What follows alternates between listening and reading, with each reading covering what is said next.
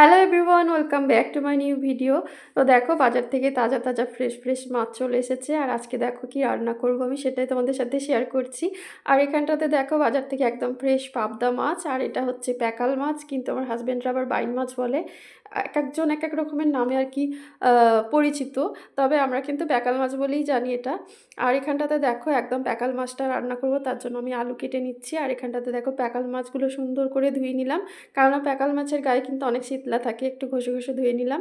আর নুন মাখিয়ে ধুয়ে এখন দেখো নুন, গুঁড়ো মশলা আর কি, হলুদ আর নুন, হলুদ আর লঙ্কার গুঁড়ো ভালো করে মাখিয়ে নিলাম। তো মাখিয়ে নেওয়ার পরে এখন দেখো কড়াই দিয়ে দিয়েছি সর্ষের তেল, আর সর্ষের তেল গরম হয়ে গেছে। আর এখন দিয়ে দিচ্ছি মাছগুলো এখন এপিট ওপিট করে একটু হালকা করে ভেজে নেবো। আর এদিকে দেখো প্যাকাল মাছগুলো কিন্তু আমার ভাজা হয়ে গেছে।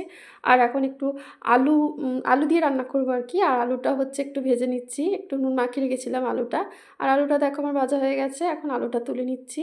আর ওই একই কড়াইয়ের মধ্যে আর একটু সরষের তেল অ্যাড করলাম। তো সরষের তেল অ্যাড করে এখন দিয়ে দিচ্ছি হচ্ছে পেঁয়াজ, শুকনো লঙ্কা, তেজপাতা, আর এই সমস্ত দিয়ে সমস্ত আদা রসুন আর কাঁচা লঙ্কার পেস্ট দিলাম। আমি কিন্তু আদা রসুনের পেস্টটা একটু দরদরা রাখি, একদম স্মুথ পেস্ট করি না, এতে করে তরকারির স্বাদটা কিন্তু ভালো আসে। আমি মাছ হোক আর মাংস হোক একটু আদা রসুন কাঁচা লঙ্কার পেস্টটা যেটা দিই আর কি, একটু দরদরা রাখি, একদম স্মুথ পেস্ট করি না।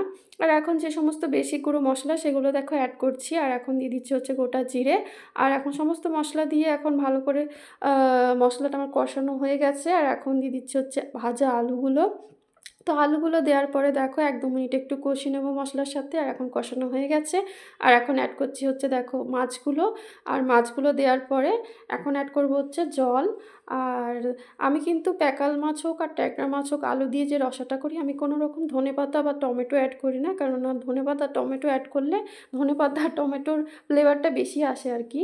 আর তার জন্য আমি দিই না আর কি, মাছের ফ্লেভারটা যাতে একটু বেশি ভালো আসে এগুলো আমি অ্যাড করি না, তরকারির স্বাদ এতে করে অনেক বেশি ভালো আসে। আর এদিকে দেখো আমি মাছটা বসিয়ে বাড়ির টুকিটাকি কাজ করতে গিয়েছিলাম, আর এখানে এসে দেখি আমার মাছ একদম রেডি, একদম লাল লাল ঝাল ঝাল প্যাকাল মাছ আলুর রসা একদম রেডি। রেসিপিটা কেমন লাগলো অবশ্যই জানিও। আমি যখনই রান্না করি ঠিক এইভাবেই রান্না করি আর কি।